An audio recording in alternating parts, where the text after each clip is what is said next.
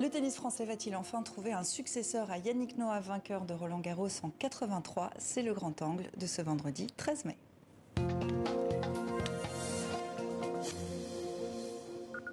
Après 2 années marquées par la pandémie, le tournoi de Roland-Garros revient en toute puissance. Les qualifications débutent lundi. Le tournoi principal se tiendra, lui, du 22 mai au 5 juin. La modernisation et l'extension du stade sont presque terminées. Alors le tennis français va-t-il maintenant, à son tour, entamer sa mue? Seulement 2 joueurs dans le top 50, aucun dans le top 20. Une joueuse dans le top 50, aucune dans le top 30. Le tennis français va-t-il donc enfin trouver un successeur à Yannick Noah? C'est notre grand angle. On en parle avec vous, Gilles Moreton. Bonsoir. Bonsoir. Vous êtes le patron de la Fédération française de tennis, auparavant entrepreneur dans le sport, ancien joueur professionnel. Vous aviez atteint les 8e de finale à Roland-Garros en 1979. Joueur moyen correct, ce sont vos termes. Alors est-ce qu'après 1 an à la Fédération, vous êtes un meilleur président que joueur? J'ai décidé d'arrêter ma carrière relativement vite, à l'âge de 26 ans, pour démarrer une deuxième vie. Donc vous êtes meilleur comme président de la Fédération française de tennis? Ma deuxième vie m'a amené à être chef d'entreprise pendant près de 35 ans. Et puis ma troisième vie est une vie de dirigeant, bénévole d'abord au sein de la Ligue Auvergne-Rhône-Alpes et maintenant à la Fédération française de tennis. Écoutez, on verra, c'est comme un match de tennis, on verra à la fin du match si les gens sont satisfaits, si on a gagné le match. On a un mandat de 4 ans, on terminera ce mandat après 2024, après les Jeux Olympiques qui se dérouleront d'ailleurs en partie à Roland-Garros. 1 an à peu près. Que représente Roland-Garros pour vous?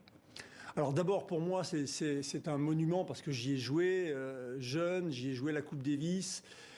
J'y habitais avec Yannick Noah. On a habité dans Roland-Garros à une époque où c'était pas le stade de maintenant. Donc oui, il y a un côté affectif fort. Et puis c'est devenu un événement mondial. J'en perçois maintenant la puissance avec les tournois du Grand Chelem, Wimbledon, l'US Open, l'Australian Open et les grands événements Coupe du Monde de foot. On fait partie de ces événements-là. Mais justement, la concurrence avec les autres tournois de tennis est assez rude. Comment Roland-Garros se maintient au niveau et comment ne pas se laisser dépasser? Alors, non seulement on se maintient, mais on est plutôt dans le peloton de tête. On n'est que 4. C'est vraiment ce sont les piliers du tennis à l'international. Roland-Garros a sa propre identité. Les joueurs aiment Roland-Garros et Paris, bien sûr.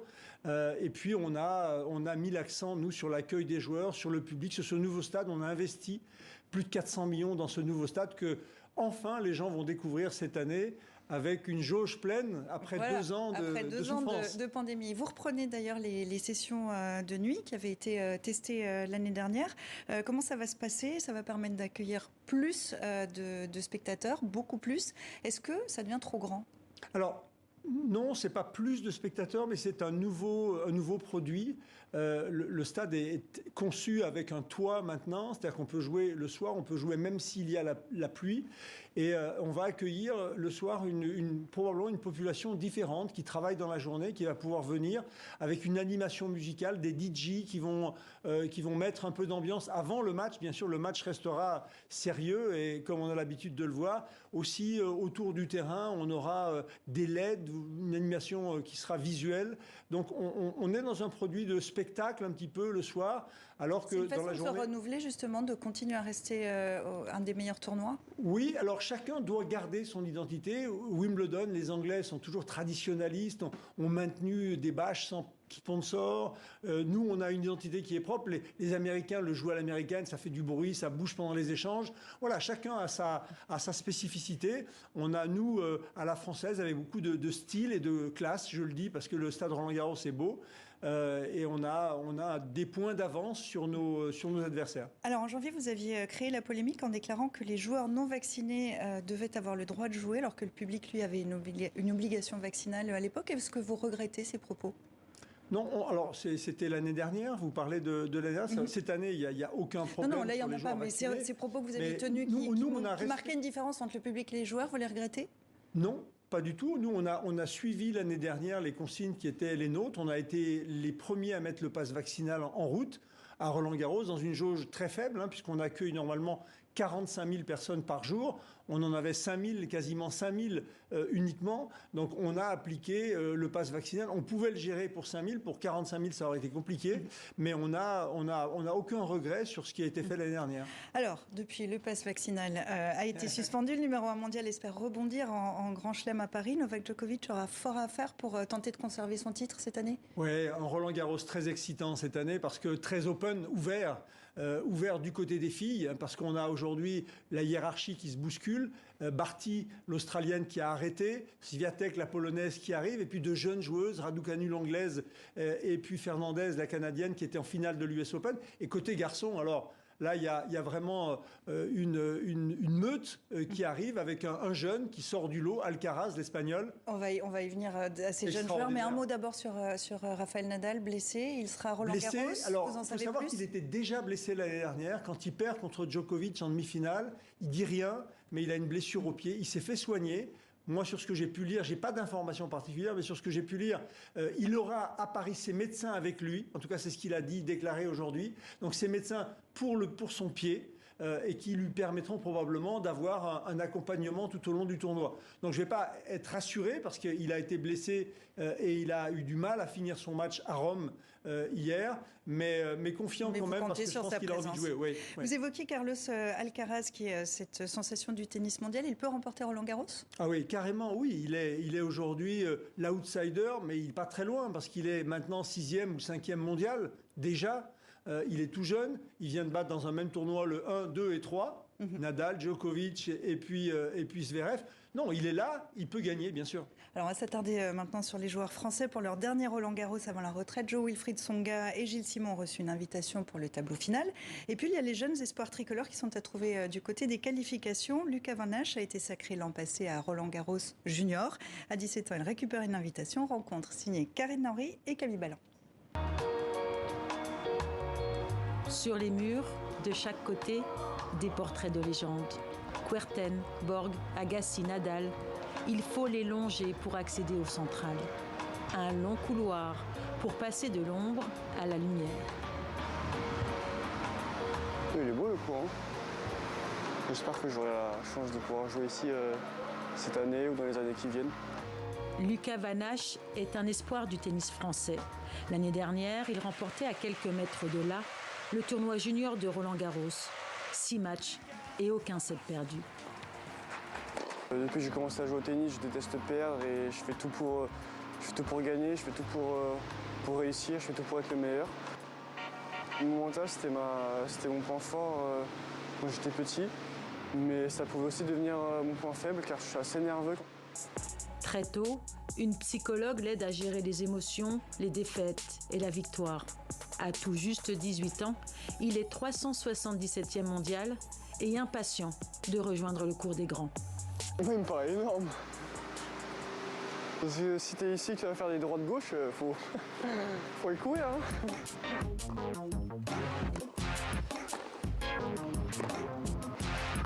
Il y a bonne longueur, bonne trajectoire, bonne longueur, bien. Bien ça, super. Yannick Quéré l'entraîne depuis ses 11 ans. Ensemble, ils ont conquis les premiers titres. Attention, pareil, toutes les balles qui sont dans l'axe sur la précision de l'ajustement de jambes. Hein, d'accord ? Pour avancer, il y a un respect mutuel. Voilà, et à partir du moment où il y a un respect mutuel, voilà, moi je suis juste là pour lui donner tout ce dont il a besoin. Lucas Van Hache est déjà un habitué des performances. Étudiant après un bac mention très bien, il est soutenu par la Fédération française de tennis. Derrière son air timide, il est sûr de ses forces. Mon but, c'est de jouer Roland, pas de ramasser des balles. Quitter le circuit junior pour le monde professionnel, certains s'y sont perdus. Lui semble trouver ses marques. Dans les allées du stade Roland-Garros, des visiteurs l'ont pris de dos pour Novak Djokovic. Lui a plutôt Roger Federer pour modèle, Rafael Nadal pour inspiration et Andy Murray pour style de jeu. Il a déjà l'ambition nécessaire au champion. Il ira loin ? Oui, il peut. Il présente. Il est très mature. Vous le trouvez un peu jeune comme ça, mais il est très mature. Et il suit des études en même temps que sa carrière, Porte Dauphine. Donc c'est quelqu'un d'intéressant. Moi, je crois qu'il faut lui laisser du temps. Et comme je le disais, le champion, il naît dans sa tête. C'est lui qui est champion. Nous, on peut le canaliser, lui a amené, et la fédération a fait le travail. Maintenant, c'est à lui de faire le travail. Lucas Van Ness, Jo-Wilfried Tsonga, 20 ans les séparent. Comment expliquer ce trou entre les deux générations? Alors, on a eu une génération d'exception avec des Gaël Monfils qui est encore là. Hein, on peut compter sur lui cette année. Sur Jo-Wilfried Tsonga, Gilles Simon, Richard Gasquet. Il y a un peu un trou dans la raquette, comme on dit en tennis. Il y a un vide entre ces générations et celles qui arrivent. Celle qui arrive va arriver à combler... L'année dernière, à Roland-Garros, les 4 derniers demi-finalistes étaient des Français en junior. Donc c'est un signe. Comment vous expliquez justement tout d'un coup ce trou dans la raquette, comme vous dites? Alors, on a la meilleure école de tennis au monde ici. La preuve en est, c'est que nous sommes premiers sur le nombre de joueurs classés à l'ATP chez les hommes et à la WTA chez les femmes. Donc, premier pays, on a 166 joueurs hommes, 106 filles classées. Mais donc, qui n'arrivent pas au sommet. Exactement. Notre problème aujourd'hui, c'est pas la base. On est en train de travailler et on fait du très bon travail sur la base, sur la formation, sur le vivier. Mais on a du mal derrière peut-être qu'on a aussi un problème français. Hein, c'est qu'on accompagne, on aide, on fait beaucoup trop pour les joueurs parfois par rapport à d'autres pays. Et à nous c'est un problème de mental, c'est ce qu'on dit souvent sur les joueurs français. Je crois pas. Je crois on assiste beaucoup, peut-être trop. On doit et on est en train de revoir le modèle justement dans cette fusée. Le bas de la fusée est assez opérationnel et le haut est assez fragile. Donc quand nos joueurs arrivent vers 17-18 ans, c'est le cas de Lucas, c'est important que lui prenne son destin en main et choisisse de créer, d'investir dans sa carrière. Est-ce que ce n'est pas à vous, justement, à ce moment-là, la fédération, de les accompagner encore plus? C'est une bonne remarque. On a, depuis le début, on les accompagne et on les aide financièrement à construire. Et puis derrière, quand ils sont matures, c'est à eux de prendre leur destin et de choisir. Ils gagnent de l'argent dès qu'ils commencent à être sur le circuit et c'est à eux. Peut-être qu'effectivement, dans le modèle que nous devons mettre en place, on doit revoir cet accompagnement. Eux ne le font pas spontanément. C'est peut-être une erreur et à nous de veiller à ce qu'ils le fassent. Pour conclure, avant votre élection à la tête de la fédération, voilà ce que vous constatiez, je vous cite. Le tennis reste le deuxième sport en France, derrière le football, mais on n'est plus le sport à la mode. Il faut qu'on soit attractif et recréer la dimension plaisir dans nos clubs. Est-ce que vous avez réussi, et vraiment d'un mot, à enrayer le déclin? Oui, on a enrayé le déclin. On va repasser le million de licenciés. On a aussi l'émergence d'une autre discipline dans notre sport qui est le padel. On fera d'ailleurs un grand chelem padel à Roland-Garros et je pense qu'avec ces nouvelles disciplines, avec de l'urban tennis, on va aller dans la rue, permettre à tout le monde de jouer. Je pense qu'on peut y arriver. Gilles Moreton, merci beaucoup d'être venu nous voir dans 64 minutes et puis bon tournoi de Roland-Garros. À très bientôt. Merci.